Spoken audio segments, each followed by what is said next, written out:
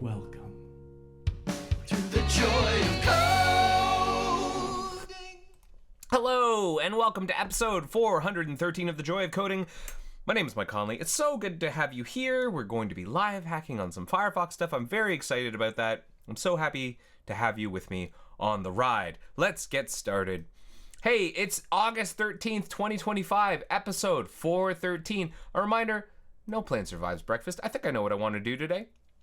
I think I know what I kind of want to address, but whether or not that succeeds or fails, we're going to discover as we work on this, and whether or not it's, easy, difficult, maybe it'll be a slam dunk, maybe it'll be a complete disaster. We're going to find out as we work on it. None of this has been sort of pre-prepared beyond just an idea of what I want to do.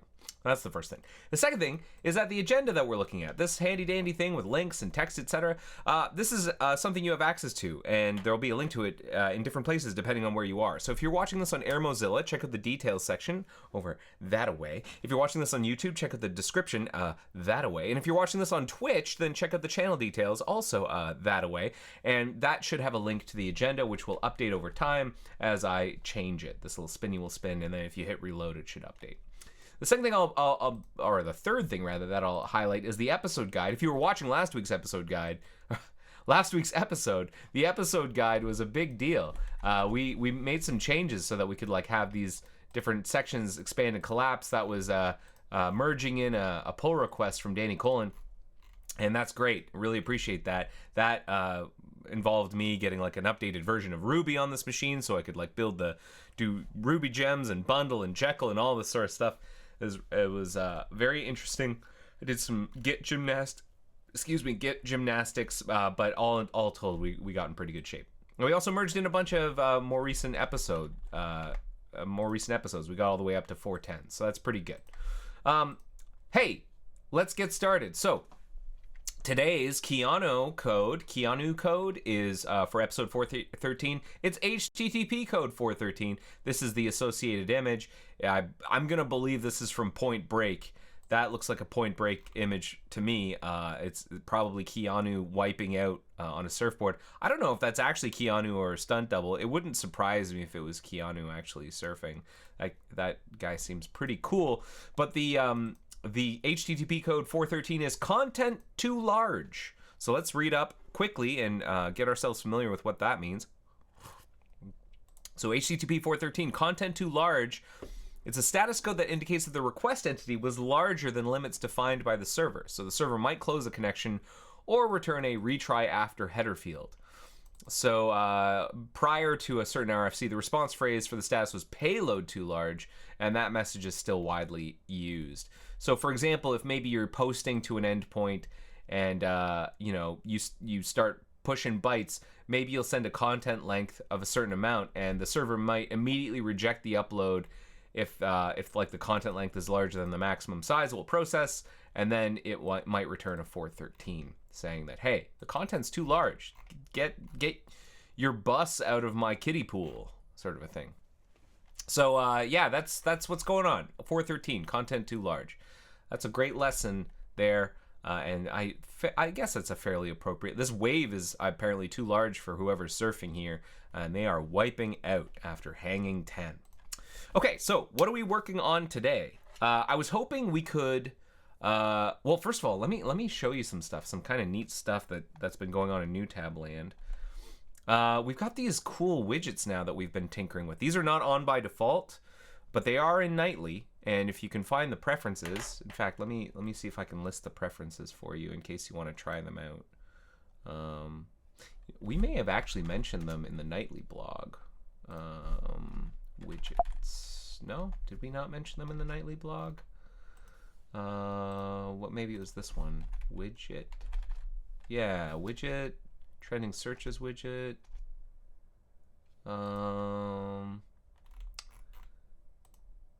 Let's see. Well, let me get the prefs out anyways. Let me get you some prefs to look at. Hold on. Widget. So these are the widget prefs that I would recommend flipping. I've flipped these 3. So, again, this is just for Nightly users. If you feel like you want to try some stuff out, expect this stuff to be, malfunctioning. I wouldn't do any, deep production level commitment to any of these widgets. They could change at any time. We may choose to just abandon it altogether, but that's okay. You can try them. So widget prefs for task list slash timer. Those prefs are widgets system enabled, I think, and then focus timer enabled, and then lists enabled. And you should also, as part of that, you'll get this like little set of toggles that you can turn them on and off, turn the timer on and off. So that's nice. So you can have like a little break timer or a focus timer. If you want to, like, I want to focus for the next 25 minutes on something, you could just start that off. It'll start a timer. That's going to be on every new tab. You can close that new tab. It'll open and still be running. And whenever that timer goes off, I've got it set up to send me a system notification when the timer goes off. So you may find that useful. We're just putting our feet in the water here on ways we can make new tab more useful for people. We started a foray into it with this the weather widget, and the final placement is unclear. Like we're really just interested in sort of like the functionality of the widgets, and then we're going to think about where they can go. Maybe if the user can drag and drop them. That's all stuff that is coming down the thinking pipeline. But for now, we're just trying to get them working properly. So I've got a 25-minute timer. Let's just let that run and proceed. So what are we working on today? Okay, so speaking of new tab, I may have mentioned this to you before, but one of the things that we are working on, I've been working on for a couple of months with some of my colleagues. Shout out to Poonam, who's been working on this with me fairly closely, and for the web extensions team, who's been really helping out. We want to make it so that we can update new tab out of band from the rest of the browser. We think, in a way, new tab was always kind of designed to be that way. When it was originally landed in Firefox back in, like, this version of new tab was landed back in, I think, 2017. It was in like the quantum release. So that's when this first iteration landed, and it was always designed to be updatable out of band, like as an extension. But then we changed the extension format. So originally it was written as something called a Bootstrap extension, and then we decided to get rid of Bootstrap extensions in favor of web extensions. And the team at the time was like, well, look, we don't have a great way of the web extension APIs aren't really robust enough just yet to fully port everything over to a web extension. So let's just make it a normal browser component. And for years, the new tab was a normal browser component until a couple months ago when we converted it into a sort of a built-in extension, a built-in web extension that sits inside the browser. And that can be updated out of band. Now, it does require, because of how it functions, it does require a restart in order for any updates to be applied. And it's not going to tell you. It's not going to tell you to restart the browser. It's just, if an update is applied in the background, and the next time you restart, it should be up to date. So we are currently testing that out of band behavior on beta. And if I go to my beta profile, I'm pretty sure it's this one. Yeah, this one has the update, because I can tell because it's got the nicely styled widgets here, where as opposed to a different profile, let's say lucky number 7 here, if I were to turn on the widgets in this profile, the styling is way off, because because this was earlier on, like what's on 142 on beta, we hadn't even gotten to the point where we could style it nicely. And so what we call train hopped to some beta users, not all beta users, includes like updated styles for the widgets, which are off by default. But really, we were just testing the deployment mechanism. And so, yeah, this is 142, an instance of 142. But if I look at about new tab, or about support rather, we scroll down to new tab here in add-ons, you can see it's listed here. I'm running 143.0 and then this sort of like larger version string. And that's great. That's what I wanted. I'm curious, anyone who's in the chat, if you are running beta, I'm curious to know if you're running new tab 142 or 143. Let me know in the chat, and let's see if you got put into the enrollment cohort where we're testing this deployment out. Let's see. So, as part of the enrollment mechanism, or part of the mechanism that we use to deploy what we call these train hop updates to new tab, we have to like construct a recipe that goes out with our what we call Nimbus. That's our platform for deploying rollouts and experiments and all sorts of things. And in this case, we're using it to deploy an instruction to clients to say like, okay, now please download this updated instance of new tab. Someday it's possible that all of this will be kind of instrumented through addons.mozilla.org, but for now we're just doing it with Nimbus and Experimenter.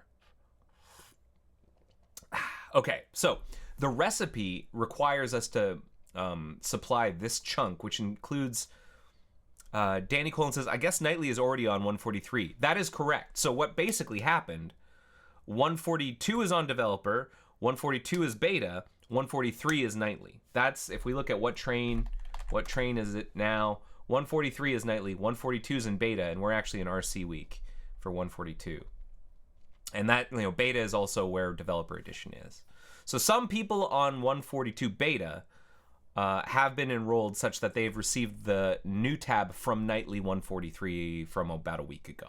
They got we took a snapshot of Nightly's new tab, and we updated 142's a small subset of the 142 population's new tab with it. And so that's allowing us to sort of test this deployment mechanism. We're going to test some emergency escape hatches on it to like uninstall the update, install it again, like use the emergency sort of release valve to turn it off even though it's installed, like a bunch of stuff to make sure that the deployment mechanism works and that we've got maneuvers in place in case anything ever goes wrong, because we don't want to ever break people's browsers. Okay. So the recipe looks a little bit like this, and one of the things that I realized I had to do when I constructed the recipe is that I had to pull the version number out from the XPI that was built and stored on the FTP server, and that was a pain because like this version number is generated by our CI infrastructure. It's an encoding of the exact date and time that the build was created and signed by our infrastructure. And so it's not really deterministic at the point where you like kick off a build of the new tab XPI. This could be, it's really just a matter of the machine, whatever the time was whenever signing began is when the add-on version sort of gets computed. And so I think it's when signing begins, or maybe the build job. But at any rate, this is not a thing that we get to define in advance, at least not these two numbers. These two numbers, yes. These two numbers, no. And so what I'd like to do is make it possible for me to like supply a task cluster build job, one where we like created the XPI, to a command line command that was a recipe in this context. A recipe is the JSON object that the clients interpret as instructions. It's not an imperative instruction set. It's a declarative JSON object that describes to the clients, here's what you need to do. And in this case, you need to do whenever the particular feature, in this case it's called new tab train hop add-on, when it receives this instruction is, aka this recipe is, download the XPI in this folder from the FTP server and expect it to be this version. And if for some reason your current version is greater than this, ignore it. That is what the recipe is in this context. It's instructions for the clients to sort of execute to apply some kind of, in this case, a rollout, or in times past it'd be like an experiment. Like some experiments will be turn this pref on, or turn this set of preferences on, or set this preference to a particular value to, I don't know, change the size of a cache, and we're going to run an experiment to see whether or not that improves, it like satisfies a hypothesis to improve network throughput in certain conditions or something. So it's like we use this to sort of like fiddle with things without just sort of like setting a preference and just hoping that it works in the wild. This allows us to do it remotely and use science to sort of see like, okay, and this is what has happened to this population. Like in the event that we're testing, like say, I don't know, changing how our networking stack works, we may send out an instruction and realize like, oh, you know, the 95th percentile was fine, but for, you know, at the 95th percentile, what we experienced was like people on, I don't know, older hardware, it behaves worse. So we need to like tune it better. And so then we'll kind of go back to the drawing board, as opposed to just kind of like YOLOing stuff out into the wild. Okay, so what I want to do is see if I can go from a task cluster job URL to a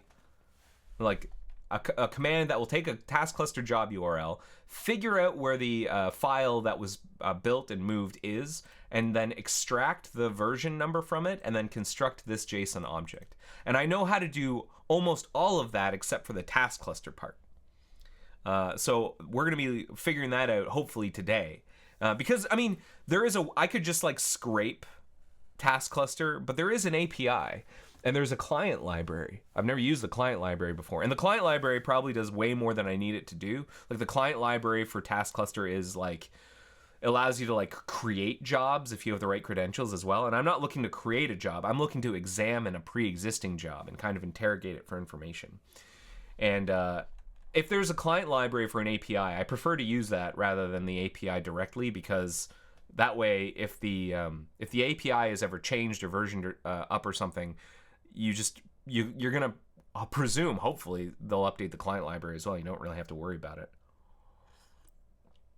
Dang, Colin's like, doesn't task cluster have an API? It absolutely does, and it's well documented, but I don't really want to use it unless I have to. I'll use the client library, which will kind of, it's like two levels of abstraction. Like an API is like an abstraction on top of a software ecosystem that allows you to talk to it, and I am going another level of abstraction up, which is like a client library that knows how to talk to that API, that knows how to talk to that software ecosystem, so that, you know, I'm kind of like two levels removed from the software ecosystem, and that insulates me a little bit more from changes, say, in the software ecosystem, from the API, and like, you know, even the client library, because the client library might update itself, but not change its interfaces, and so my stuff doesn't need to change. Like that's kind of what I'm hoping to insulate myself about. Like all of this is about insulating yourself from changing the moving sands of you know, shifting software systems.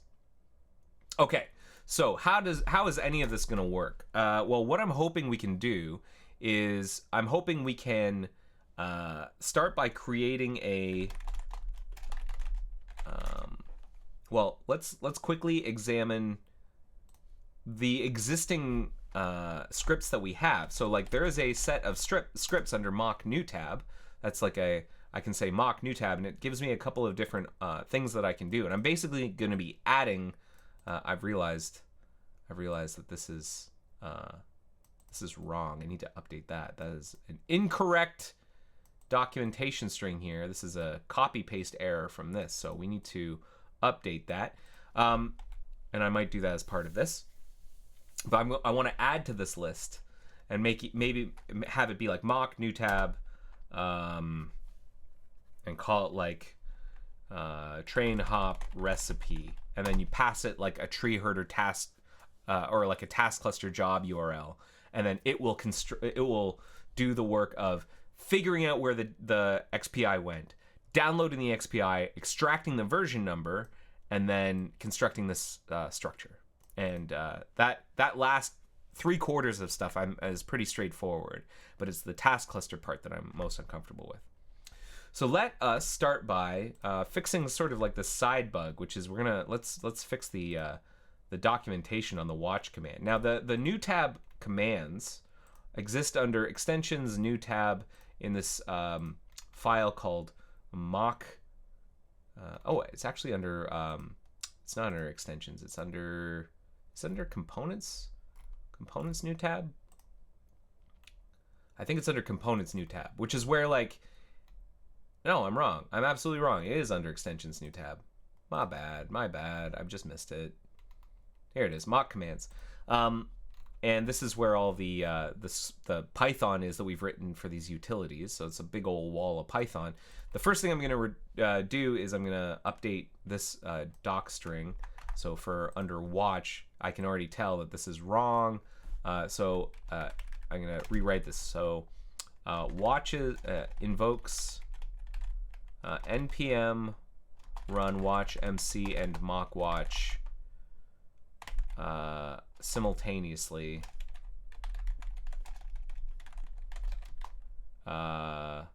for auto building and bundling of compiled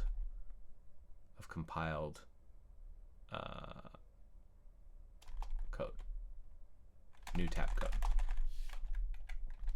Okay, so that is one thing. So we're gonna go ahead and I'm gonna commit. I don't know what that bug's gonna be, but I'm gonna say update erroneous description for mock new tab watch. So that's one. The second thing we're going to do is now let's figure out how to do task cluster stuff. Now, the first thing I want to figure out is the task cluster library. So I'm fairly sure that there is a task cluster library. I've seen this thing around. It's like import task cluster. Yeah, people bring stuff in like this all the time, and I don't even know what this thing is. So let's look at what PyPy says about task cluster. Task cluster client. So I must have read this before. Maybe I was reading this the other day and I just forgot. But is there documentation? Yeah, for this library is a complete interface to task cluster in Python. Provide synchronous and asynchronous interfaces for all task cluster API methods. Great. Here is a simple setup of an index client. The root URL option is required as it gives the task cluster deployment to which API requests should be sent. Credentials are only required if the request is to be authenticated. Many of the API methods do not require authentication. So that's true. I do not need to standard environment. Use task clusters options from environment to, yeah, that's great. This function does not respect task cluster proxy to use a task cluster proxy from within a task. Okay, so I kind of like this. Auth. Options from environment. Task cluster index. Options from environment. Index build URL. To generate the URL for an API method without actually calling the method. No, I actually want to call the method. So this is if you wish to perform requests on top of a third party. I don't wish to do that. What I want to do is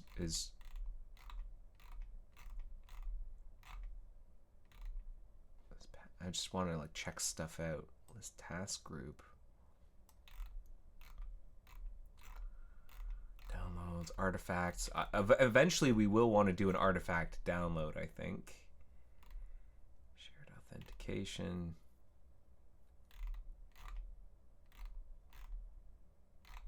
Okay. So I think this is the right thing that I want to use, is this thing. Let me actually pull up the task cluster job that did the creation of the new tab XPI before.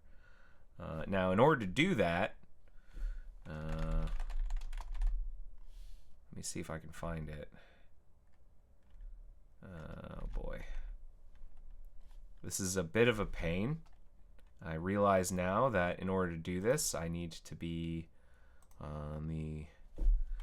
I need to go a couple of layers deep, gang. I need to, hopefully this does not bork my stream, but I need to do some networking stuff in here to access some secure scopes. Pardon me. My phone's asking me some questions. I'm gonna prove my identity and let's just see whether or not I'm dropping frames like crazy. No, okay, we're good. So now I just need to go, I'm doing this off screen because, I don't think there's anything sensitive in any of this stuff, but this is the sort of thing where like It's behind a VPN, and it's like, I don't want to leak details. But basically, I'm looking at the Ship It tool that we use for building and shipping releases. And in particular, I'm looking at extensions, recent extensions.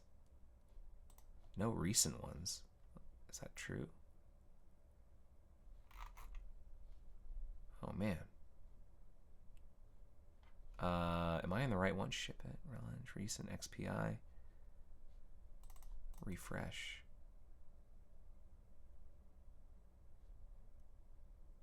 Just trying to pull up the list. I need to find the job where we create the XPI. There are no. Oh no! Oh no! This may be a bust. Where I don't. Where is the list? I need like a historical list of releases for extensions. Oh, I found it. Okay, so I found the ship task. Now I'm pretty sure the ship task does not require authentication. Yeah, so it's good. We can use this. This is a private browsing window, and I could access it. So this is the task that or maybe even the task ID that we're gonna be like, as an example of one that we would pass to our script, our command line handler, and it would go ahead and we're gonna use the task cluster UI, or the task cluster client library, to interrogate this stuff, and in particular BeatMover new tab, which is the, like, there's a bunch of dependent jobs like signing and whatnot, but it's this one that actually moves the XPI to the FTP server, and this is the one that's going to provide us the path to the actual file, and we want the actual file.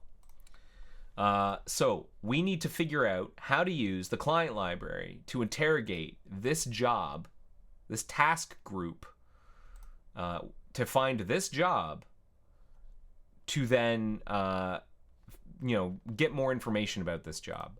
Now, is there anything in here about a task group? Yeah, list task group. That's what I'm gonna ultimately want to do, and it looks like it will, like, we can strip off, if we can like find that, we can strip off the task group if we take the URL, which is what I'm gonna do. I'm gonna strip off the end of the URL. So I'll accept this, and then we'll go ahead and just take the last chunk of information. Okay, so where do I want to get started? Well, the first thing I need to do is I need to make sure that the task cluster library is available to us.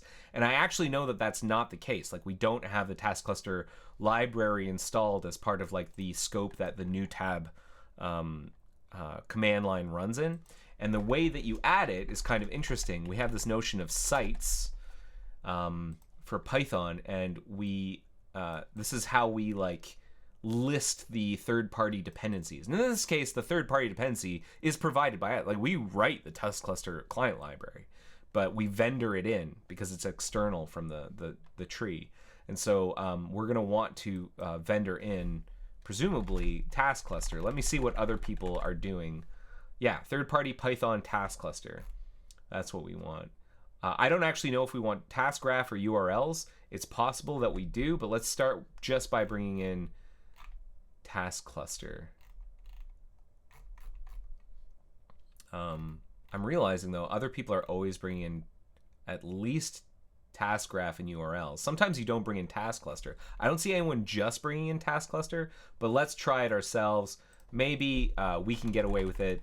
Let's try it. So let's go ahead and add task cluster to this list. Is this in alphabetical order? F, G, I, M, P. Yes, so task cluster, we'll add that. And so let's go ahead and then say inside of mock commands, import task cluster, and see whether or not new tab's happy with that. Mock, new tab, help.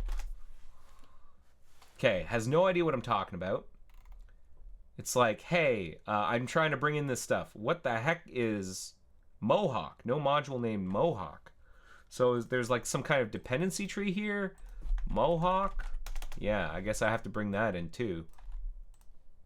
So vendored Mohawk. I don't know what that is, but no module named slug ID.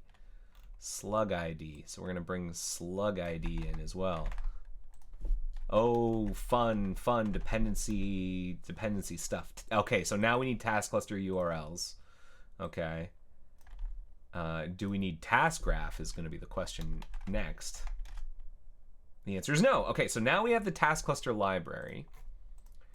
Now let's see if we can, we're going to add a new command. Let's add a new command. We're going to add it to the bottom. And we're going to call it, do you put double spaces between these in Python? I never know. Yes, you do. Subcommand, new tab, train hop recipe. And generates the appropriate train hop recipe for Nimbus from a shipping task cluster job URL. Given a shipping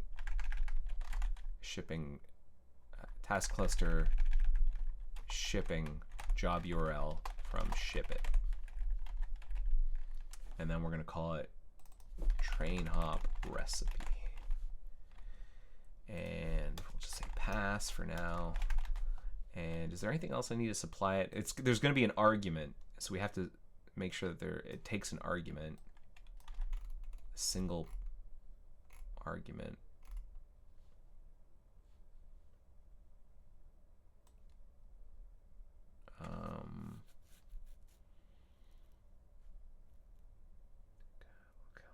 Report.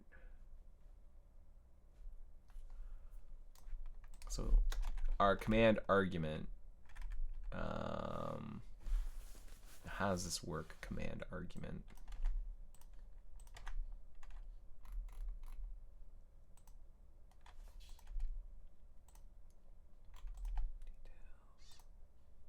Suppressions.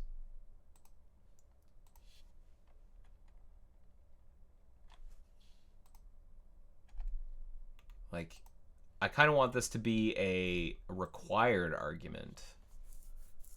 Command argument.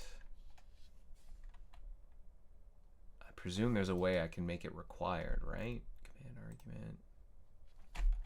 Required? How do I make a command argument required? Args, number args. Parse remainder arguments to provide to XPC shell. Oh, okay. That's not a remainder.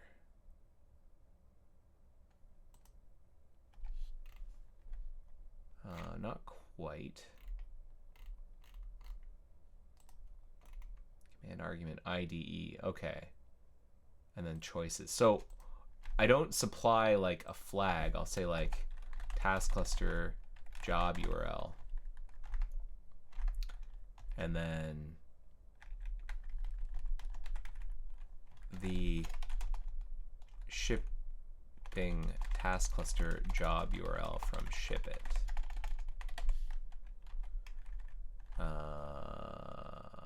And then can I say like required? Is required like required equals true? Okay, required equals true. And is there a way I can like force it to be a URL? Is there like a way that I can make sure that it's formatted as a URL? I'll bet you this is using argparse under the hood. Python URL format. No?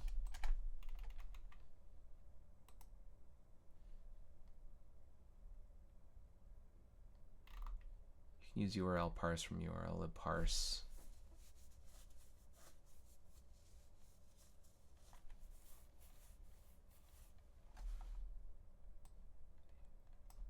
If all possible, return arg. Yeah, Smurfy's like doing the homework. He's like, yeah, that's using argparse. I guess I can just do the check. So let's take a look at what happens whenever we call it and what args do we get.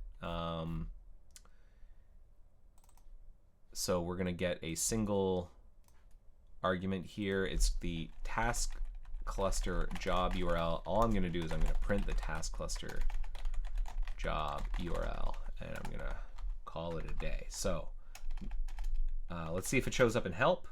It does. We're gonna say train hop recipe, and we're not gonna pass an arg, and it's an invalid argument for positionals. So I guess we don't supply required for positionals. What about that? The following arguments are required. Okay. If I say help.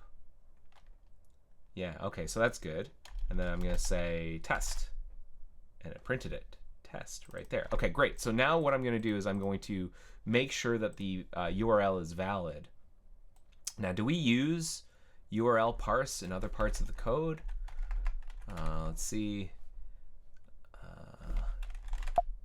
Okay, URL parse is URL parse part of like the default libraries? I'm gonna guess it is based on this from URL lib parse. Okay, so let's bring it in.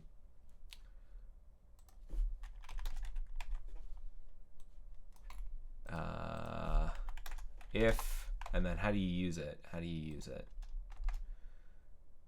URL equals if all scheme. How do I, okay, URL parse. Does it like raise if I give it something that's invalid? Let's see.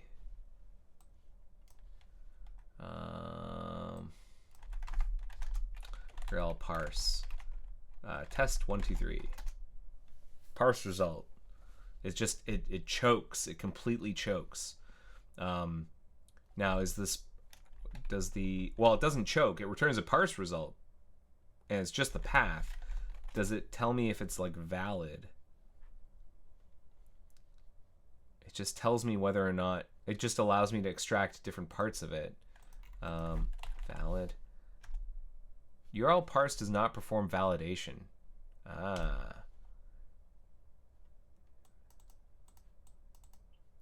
Recommend that users of these APIs where the values being used anywhere with security implications code defensively. Some verifications. What constitutes URL is not universally well defined. Ruh-roh. Okay, that's fine. How is URL parse being used over here? I see. What else? What about elsewhere? If the scheme is an HTTPS. Okay, well that's maybe good enough for me.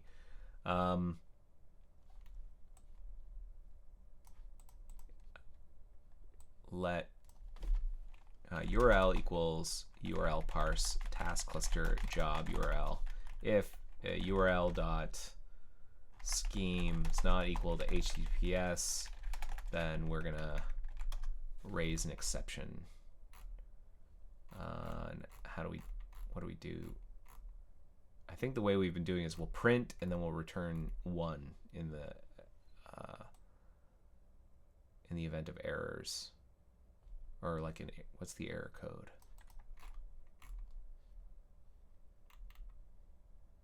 Yeah, return 1. Okay. Print expected an HTTPS URL.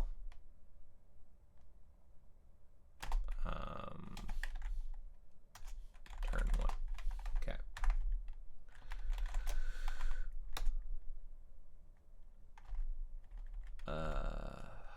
Let's see. Got. Now I think there's a way to do formatted strings these days. Yeah, F and then parens. Okay. That's what they're doing in Python land these days.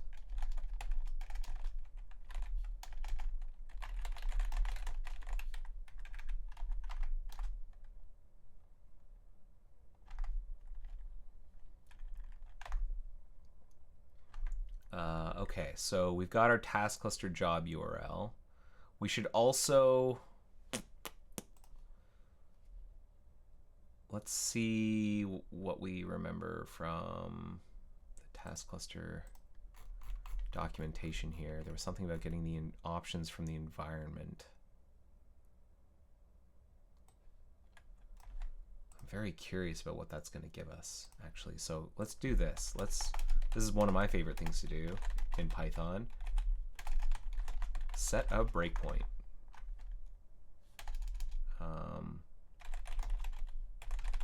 There you go. That should pass. Okay, so now we are going to index root URL option is required. So what's the root URL? Queue events. So index. So I have to supply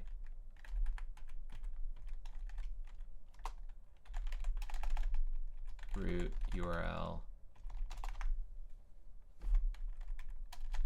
In this case, it is task cluster. Here is this without the ending slash or the trailing slash. Maybe that's enough. What does it think about that? Okay, and then index dot, what can I do with it? Index, I don't know, find task.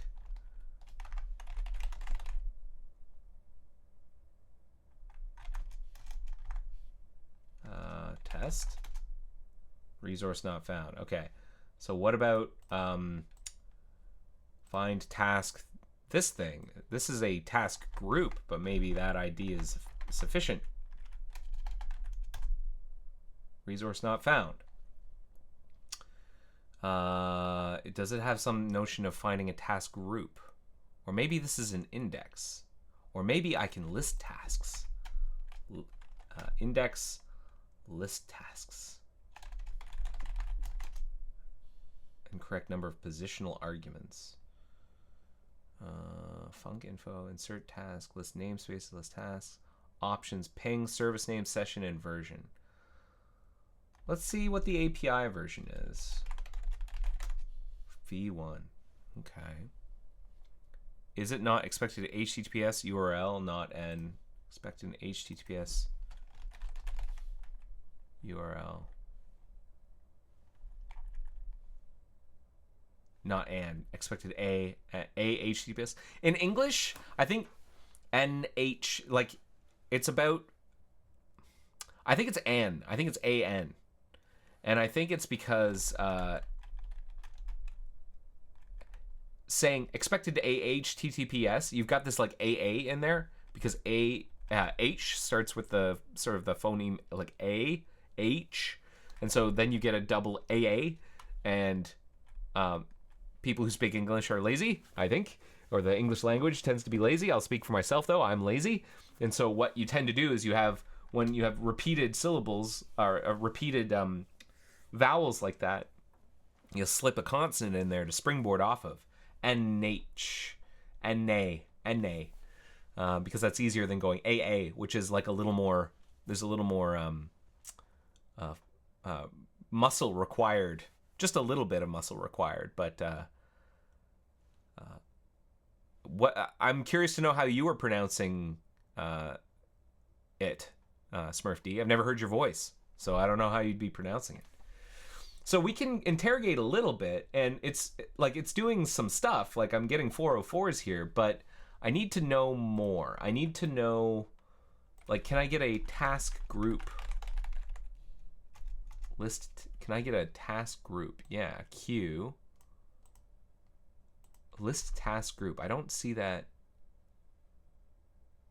in here because I'm using an index. Maybe I don't want an index. Maybe instead of a task cluster index, dir task cluster, maybe I want a something else, like a, what is the things that exposes off it? A queue, a task cluster auth failure, an object, an index a hook. Task cluster connection error. I mean, do I want a queue? Let's see what happens if I create a queue. Queue.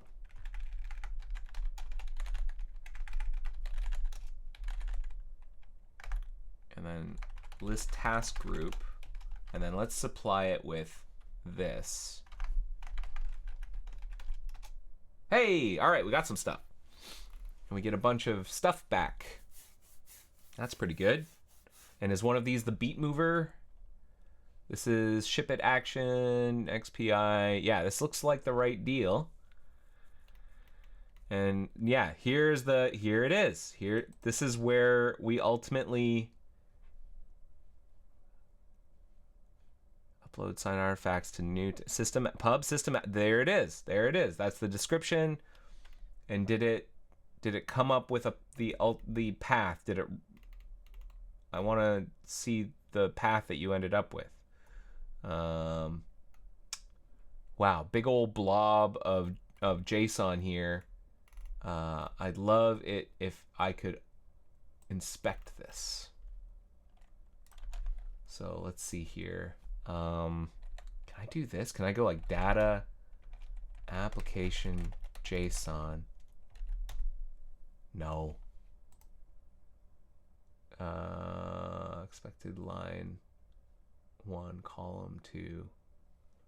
I think I broke it. But what about if I do like JSON pretty print online? I've done this before. So make pretty. Oh, not so happy. Why not so happy? Task group ID expected string got undefined. What are you talking about? Why are you so upset? What happens if I get rid of most of this? Parse error. Still, it doesn't like this. So, like, does it prefer double quotes? It does. Okay, so my problem is that now I need, instead of, I'm going to take this and I'm going to go JSON dump S. There we go. Now I've got this big old JSON string. I'm just going to take that. I'm going to put it in here. Make pretty. There we go. Now, where is... Okay, so Smurfd says, no, you were right. I only heard H at first now. I can only hear... Okay, good. All right. Task, script worker, beat mover. So this is the important one. Beat mover. Status, completed. Task, beat mover. Push to system add-ons. And then the destination. The destination, I think, is important. That's ultimately where it put it. And I think that's the part that we want. I don't think there's anything in here that's going to be like, here's where it is on the pub FTP dot whatever. FTP. So like, yeah, /pub /system add-ons /new tab. That's where the stuff's going. Beat mover, completed. So pub system add-ons new tab. Yeah, this is exactly what I want right here. Okay. Okay. So we're in good shape. I'm feeling pretty good about this. So what I can do from this is I can do the same thing. I can create a queue.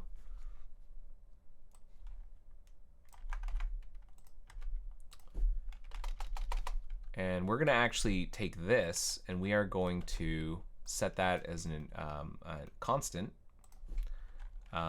Task cluster URL, root URL equals such and such. And then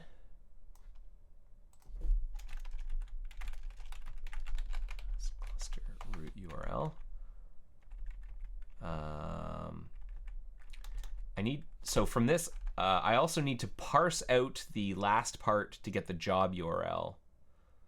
I also want to make sure that the task cluster root URL matches whatever came in as the, oh boy, I can't even remember.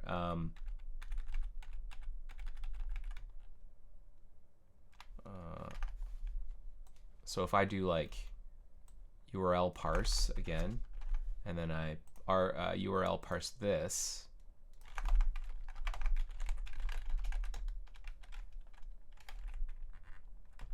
put it in quotes, Conley.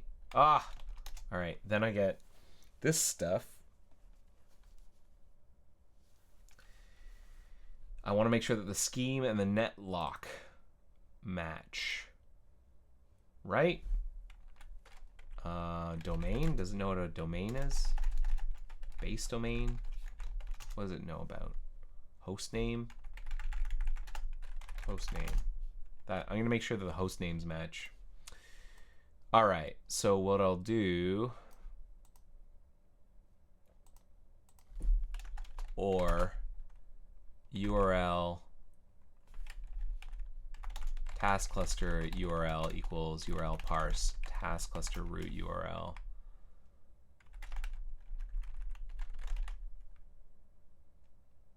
TC root URL, or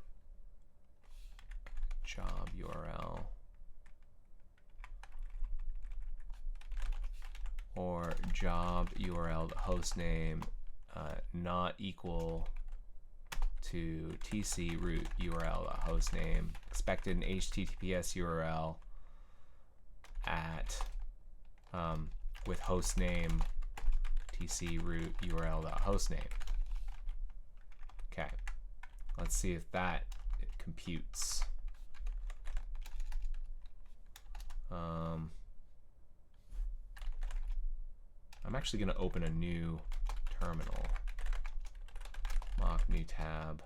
What was it again? Oh, I got bad Python. I'm not the best Python author. Just FYI. It's not my lingua franca. Okay, so train hop recipe. We gotta supply a URL, so let's put in this garbage, and it's like, oh yeah, no $. Okay, so let's now supply this. You could have used JS, yeah, but then that doesn't hook in nicely with our mock stuff, which is all written in Python. Okay, so we got to the pass point. So what I want to do actually is I want to extract the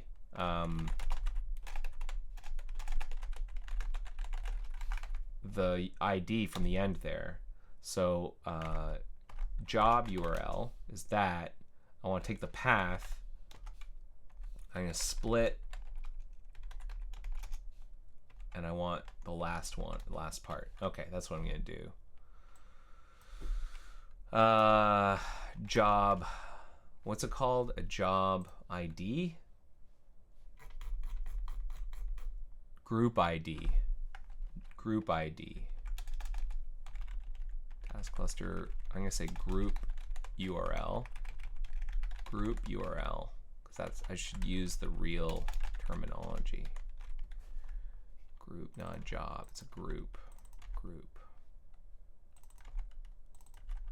And then group ID equals group URL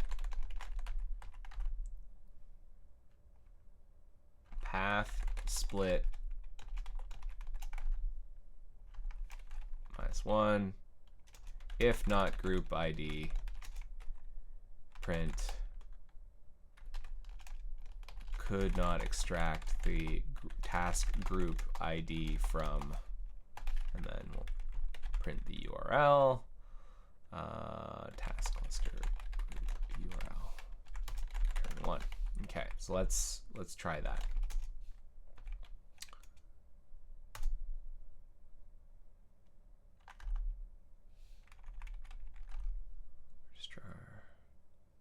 God, unexpected key. Job URL. I still am using job URL somewhere. Job URL. Yeah, okay. Should be group. The shipping task cluster group job task group. Shipping task group from ship it. Okay, got it. So let's print extracted task group ID, and then we'll put in the group ID.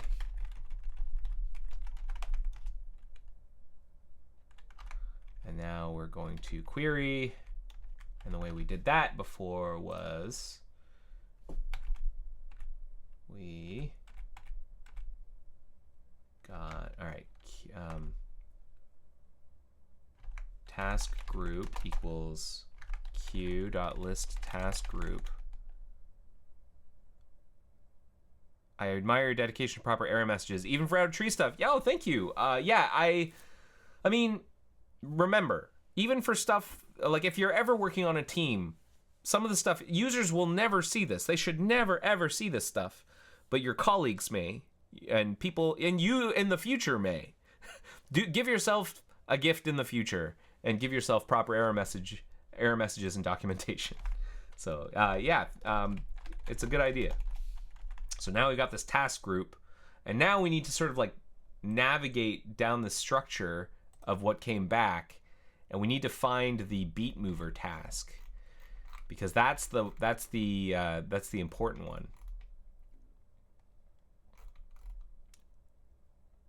We're looking for worker type, beat mover. What's the task? Scopes. Name. Beat mover new tab. That's what we want. We want to find the thing that has that. So each of these is a task. So we're going to go through each of the tasks.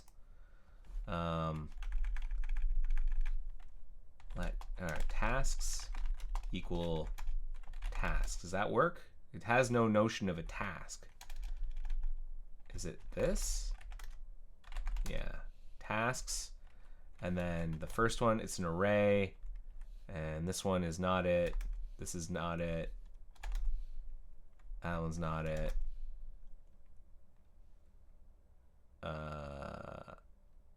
That's not it.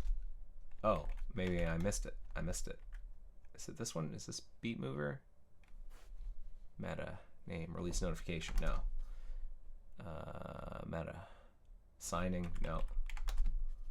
Some meta beat mover. Okay. So what we'll do is we'll say tasks equal task group tasks, or maybe for task in task group tasks, we're going to say like the beat mover task name equals beat mover new tab. And we just want to find the one. So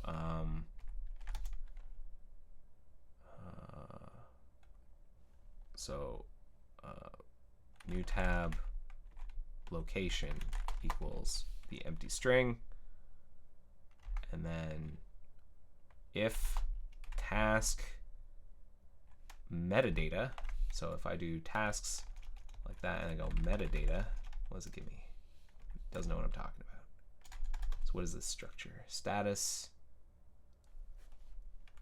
So there's a more of a nested structure here. Nested structure. Status, task. I look at the task, and then from there, can I get the metadata? Yeah. Okay. If task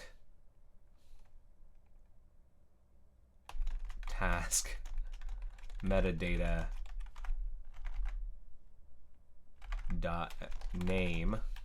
Now, is this really how they're expecting me to like get this stuff? Like, what is the structure? Is it just an object? I think it is. Yeah. I think this is what they're expecting me to do. If task metadata name equals beat mover task name, we're going to say print found the beat mover task found mover task name task, and the new tab location will be at task and not in the metadata, but it's in the where what is it? Where are you, beat mover?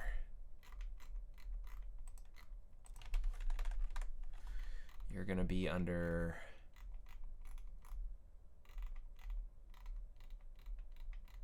payload, task payload artifact map.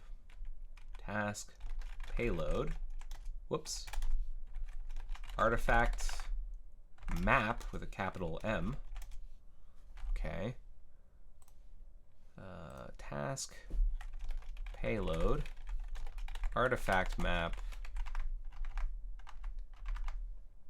and then we want the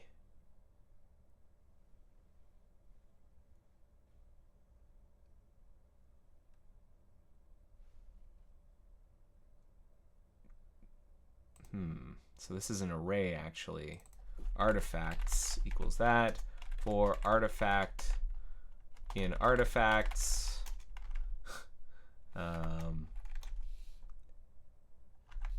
if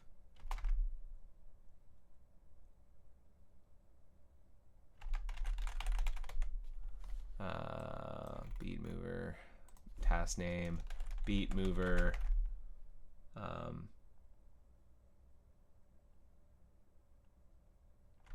artifact path, it's going to be public build new tab.xpi.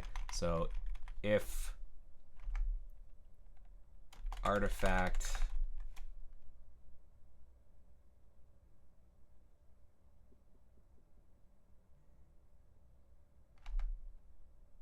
paths, oh boy,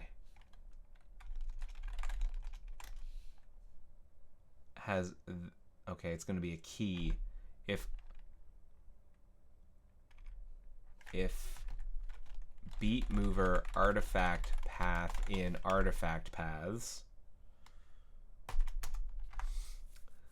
then artifact paths, then we're going to say that the new tab location artifact path artifact, I'm going to say destination. Artifact destination equals artifact paths beat mover artifact path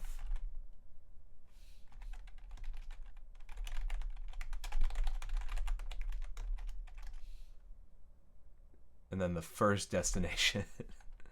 So destinations 0. That seems pretty wild. Better than using the API, I guess. Okay, so there we go. We got our thing. And now, let's just have it print that out. Got the destination artifact destination. Let's see if that works. Yeah, all right, cool. So now we need to strap that on to the FTP server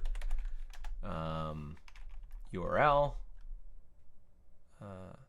Actually, we don't need that at all. We don't need to construct the whole thing. What we need is this, just this. We need the last two elements of the, well, no, because we need to download it. So let's construct, we have to construct the full URL, but we also just want the last two elements for this part, for the XPI download path. Okay. So let's start by constructing the full URL.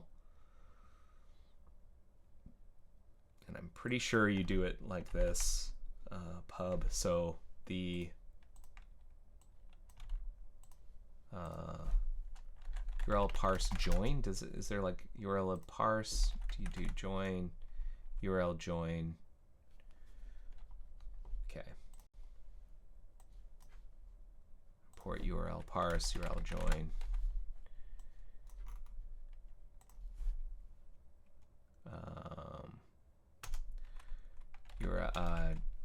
XPI URL, XPI FTP URL equals, and then FTP root path equals, it's not even the FTP, it's the archive root path, ftp.mozilla.org.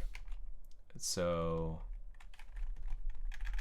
archive URL equals URL join archive root path artifact destination. And let's see if it can print that. Downloading from XPI archive URL. Yeah, that's right. Let's see if what happens. Is there like a thing here?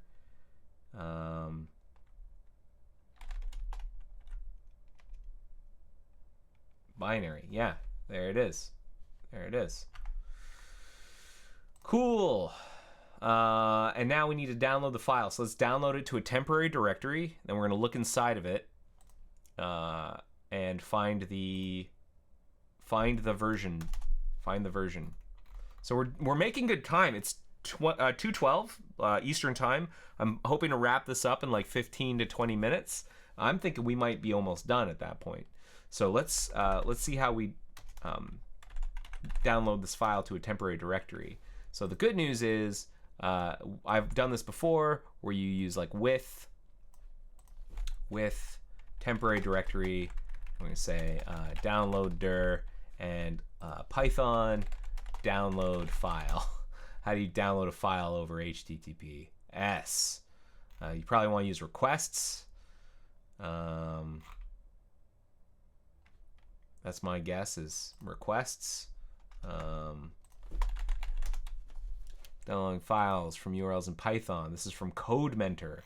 I think what I'm going to do actually is I'm going to take a look inside of our pre-existing source. Import requests. Oh, it looks like we're already doing it. Yeah, of course we're already doing it. Requests get, and then response. Requests get. Key dates for display report. Yeah, okay. I'm downloading a file. Requests download a file.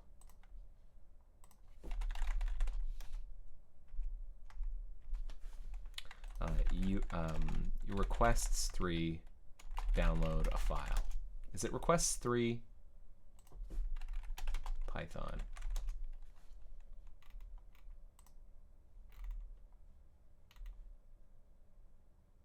With requests get stream true. Raise for status.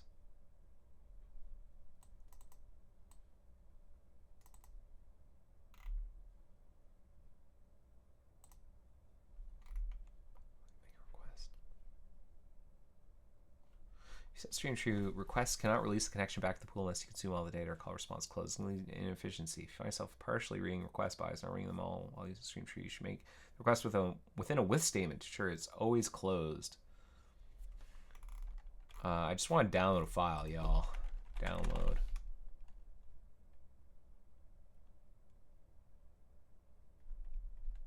Download. Write to a file. Download to a. Do I even need like? Is it just? I don't want to necessarily hold it in memory. Request download to a file with open some file name. Okay. Okay, so requests get stream true. With requests get, we're going to get the archive URL stream true as request. Raise for status. Request raise for status in case something has gone wrong. We're going to open a file. In this case, we're going to open something called newtab.xpi.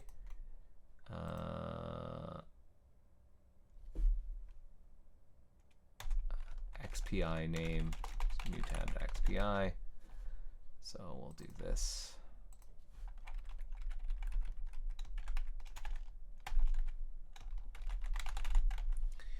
And then open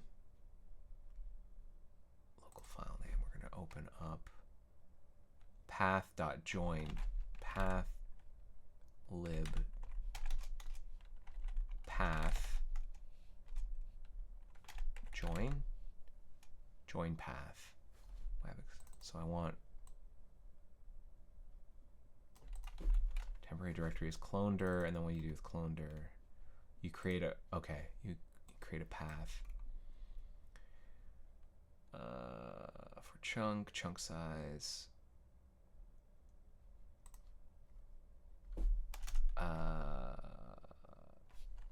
Download path equals path download dir, and then I need to join path, and then supply XPI name, and then we're going to write our chunks, and then now that we've downloaded it,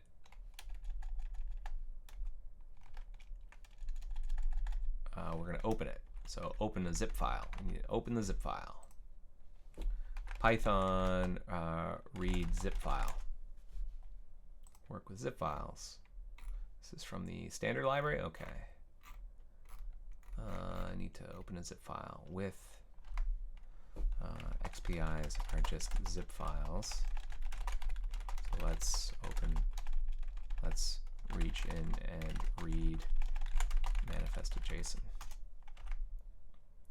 With zip file, download path, we're going to read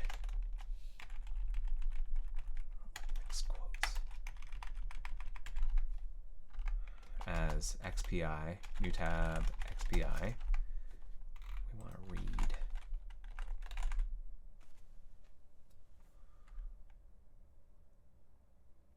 I think it's by default it reads, and then with new tab XPI dot open manifest.json as manifest,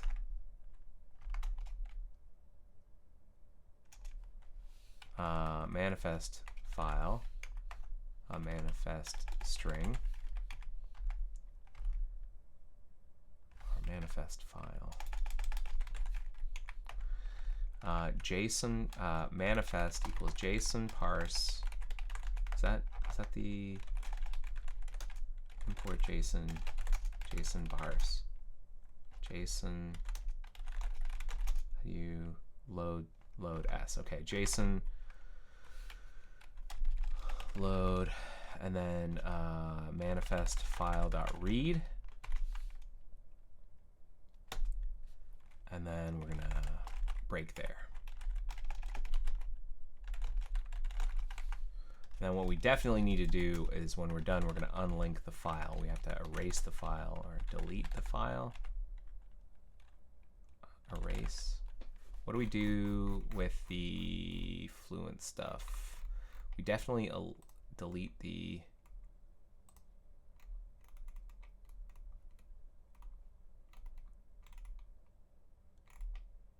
RM tree. Okay, clean up the temporary directory. RM tree download path. Okay, now zip util.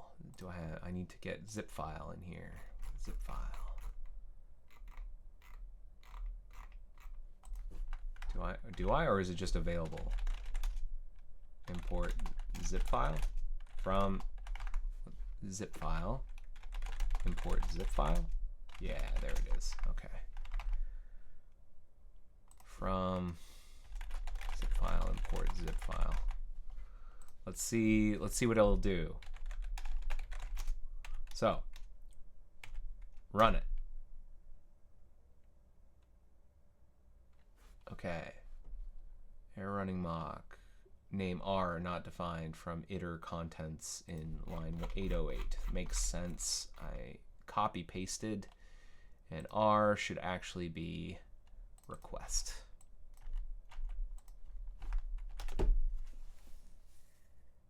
Okay, all right. Now with new tab open, it's manifest, p manifest. Do we have it? We do.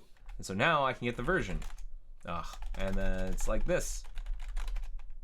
Congratulations, everybody. We did it.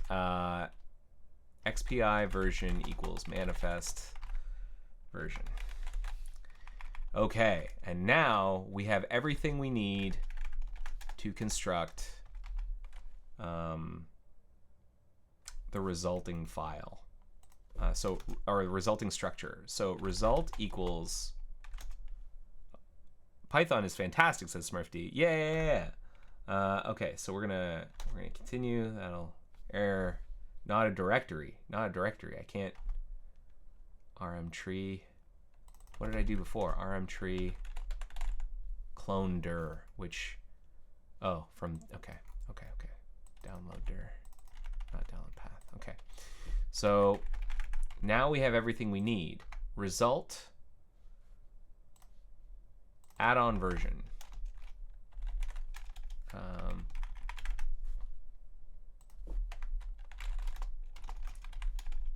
Add-on version. XPI version. Maybe I'll just make this add-on version. And then XPI download path. I have to do some string manipulation, but I'm just going to put foo here for now. And then print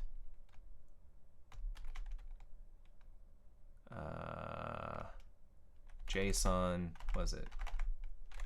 Python, import JSON, is it JSON dump string, JSON dump s result. And how do I make it pretty? Oh, JSON dump, that's gonna dump into a file, and I want indent to sort keys true. Yeah.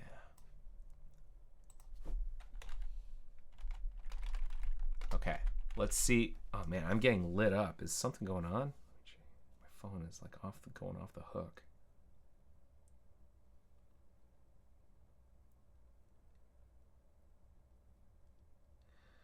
Oh boy. Nothing earth-shattering. Okay, so let's run this thing. Quit. Run the command again. Hey, looking good. Okay, now we just need to do the last part, which is we've got the URL. We need to just take the last two elements of the destination. So, interesting. Import PDB set trace. We'll do it there. So we've got the destination. We really just want to truncate everything except the last two elements. So split.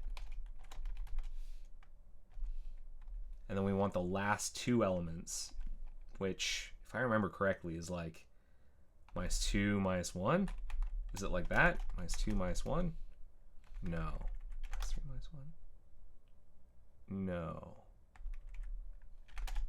-1, 0? How do I do the last two elements?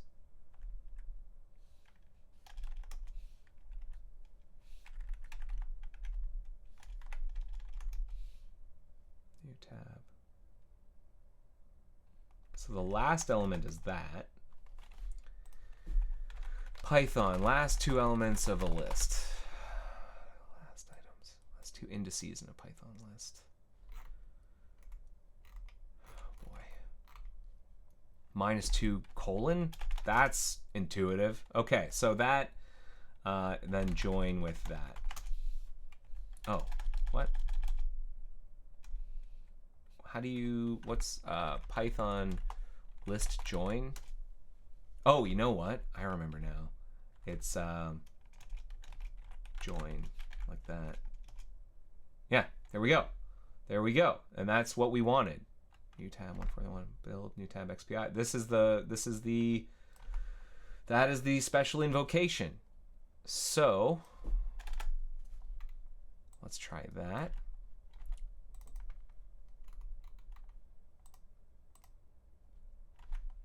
And let's run it.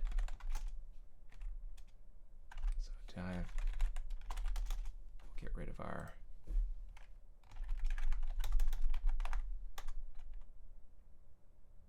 There it is. Okay, now let us put some padding around it, actually.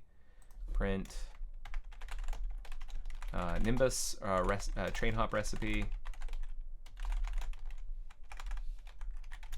And then print. Call it a day. We did it, everyone. We did it. All right, I'm pretty happy with that. I'm gonna post this for review.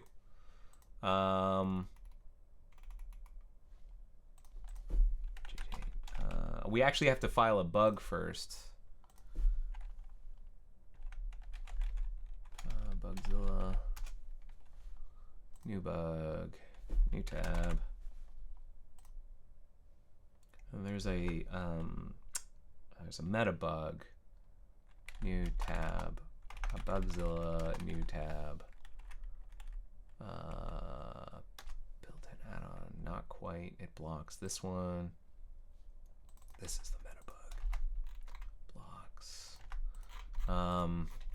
Create a utility that more easily generates the Nimbus recipe for.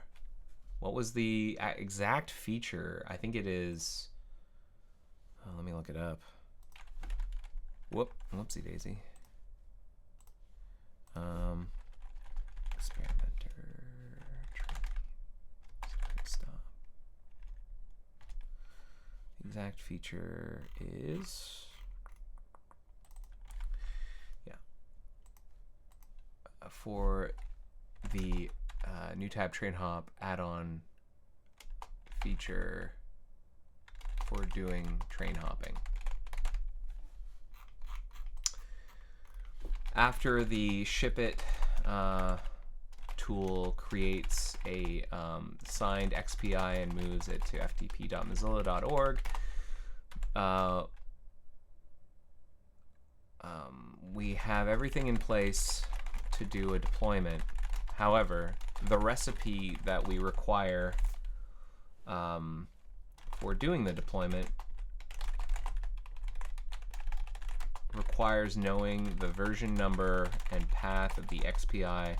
And while it's possible to get those with a little bit of command line foo, get those ad hoc with a little command line or file management foo, I think we can make this much simpler with a new tab mock command. This bug is about adding such a command, which will take a task cluster task group URL, like the URLs that the shipit tool provides, and compute, and then figures out where the XPI went on ftp.mozilla.org, and construct, and then grabs the XPI and extracts the version string from it. then it generates the recipe JSON and prints it to the console. Task. This is a task. This is not a bug. This is not a defect.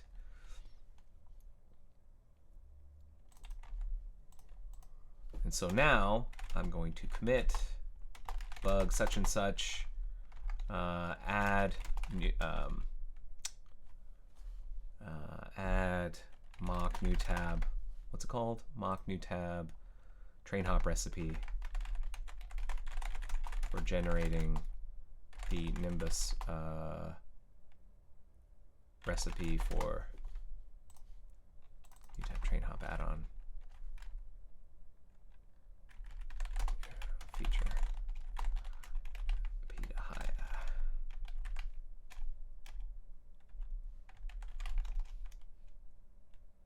I'm going to change one last thing, which is I'm going to move the generates the appropriate task class train hop recipe for the Nimbus new tab train hop feature. Now, is there a way I can like have this be multiple lines instead of one big old line? Description.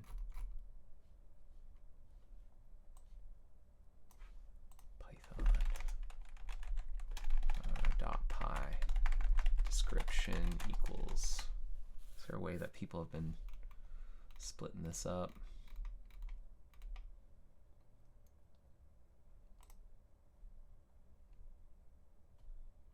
No. Oh, here we go. Yeah, description. Okay.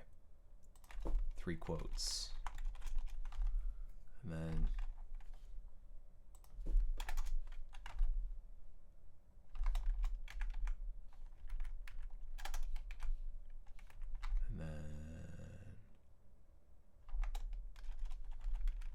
there we go.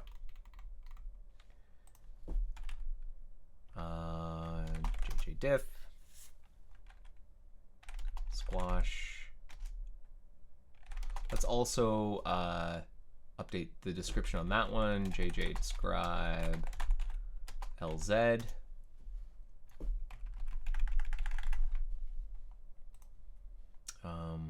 Actually, I'm just gonna file a new bug here.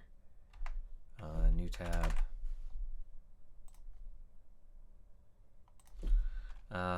Mock new tab provides the wrong help string for the watch command. The watch command has the wrong description and shows the same description as update locales. This bug is about adding a proper description for mock new tab watch. Okay, so we'll do that. Look that up. Let's have Max review this one. M. Crawford. I think it's M. Crawford.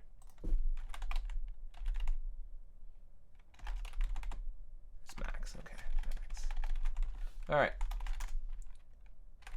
And with that, I think we are good to go. Let's go ahead and push that up for review. Moz, Fab, submit.